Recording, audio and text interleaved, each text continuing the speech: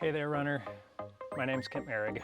I'm a longtime recreational trail runner here in Juneau, Alaska, and this is my 200-mile long-term review of the Altra Lone Peak 7. As always, I paid for these shoes with my own money, and nobody's paying me to make this review or getting to see my thoughts before I post it on YouTube. So just sharing what I think after putting a lot of miles into these shoes and hoping I can give people a good idea of what they're getting out of them if they decide to make a purchase. So let's get into it.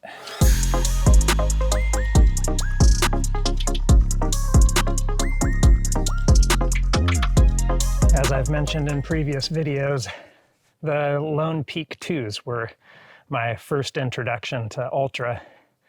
And I've been running in Altra's foot-shaped toe box ever since, but I've had a long time love-hate relationship with the Lone Peak line. And after a couple of iterations that I was super into, I have a lot of thoughts about the Lone Peak 7.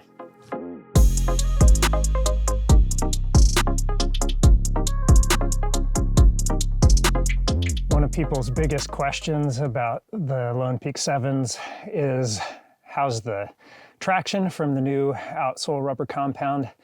Altra's claiming increased grip on wet surfaces.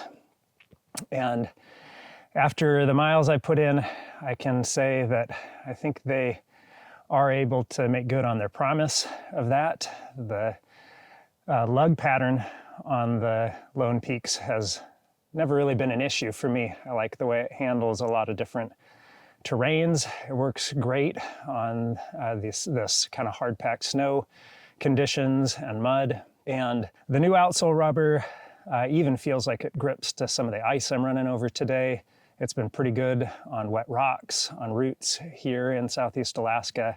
So I'm happy with it so far, and I think it's a big improvement. I don't think it's quite on the level of the Vibram outsoles on a lot of other shoes, some of Altra's other shoe lines, but it is a step in the right direction, so that's pretty cool.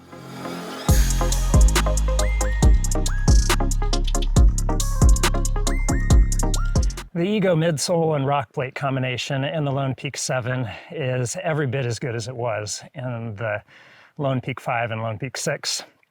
The two other versions that finally got the Ego midsole material. It came too late to be the super bouncy and high energy return version in the original Escalantes, but it was still a welcome change from the molded EVA that the Lone Peak line was using prior to that. At 200 miles, it still has a lot of life left in it. It feels pretty much just as good as it did on the first day.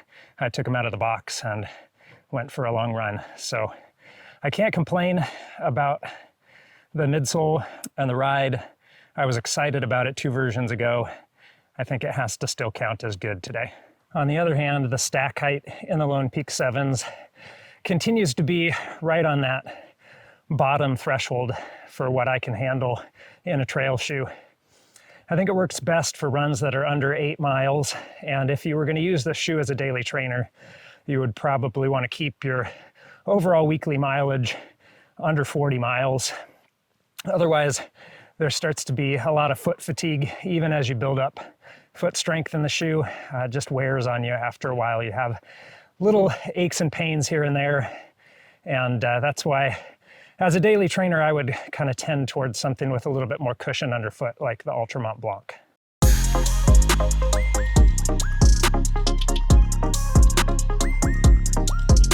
The uppers is where things really start to fall apart for me when it comes to the Lone Peak 7 and how it compares with its predecessors. It's just a way more built-up shoe, and while some people might disagree, I have to say I think that they were leaning into making this shoe more accessible as an everyday shoe for people, as a hiking shoe, and a little bit less as a running shoe. It's way more built up around the heel. The padding is more plush, and overlays along the eyelet chain with the loops are new and feel pretty unnecessary.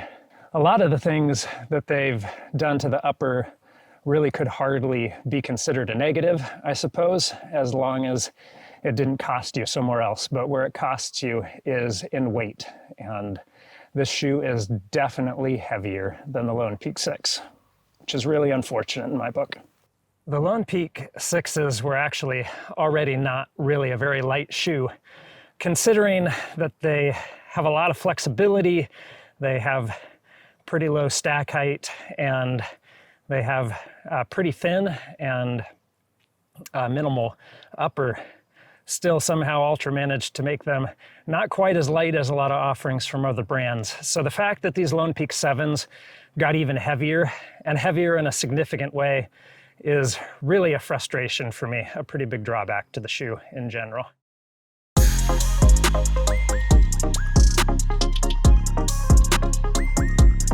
One of the other major drawbacks to the Lone Peak 7 that has to be addressed is the fact that the price went up by $10 again. And it would be one thing if this new outsole rubber compound was the best I'd ever tried. It would be one thing if the shoes somehow managed to get lighter and more durable. But with not much change in the positive direction for the shoe, and a couple of things about it that definitely move it in the wrong direction for me, it's $10 that I'm probably not willing to spend again on another pair of Lone Peak 7s. Durability seems like it's going to be pretty much on par with what I got out of the Lone Peak 5s and the Lone Peak 6s, that being about 400 miles of really solid running experience, good cushion underfoot for a minimal stack height, good traction for the most part from the lug pattern, and just a lot of fun miles in a relatively nimble shoe considering the weight. So the Lone Peak 7s, I guess if they had been able to hold the price point the same, I would have been a lot more excited about this shoe, as keeping it as a counterpart to some other options with a little bit more cushion underfoot. But as it is, I think I'm going to try to stretch this pair out as long as I can, just using it for its best use case on the trails here in Juneau.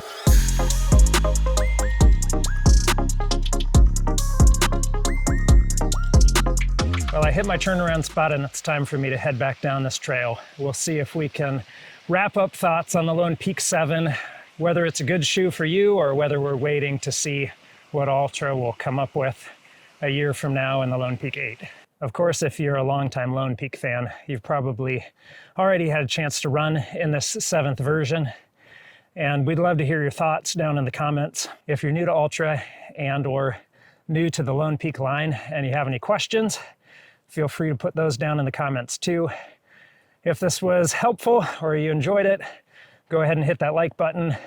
And if you're looking for more outdoor content, creativity, content, exploration, running, and such, then be sure to subscribe.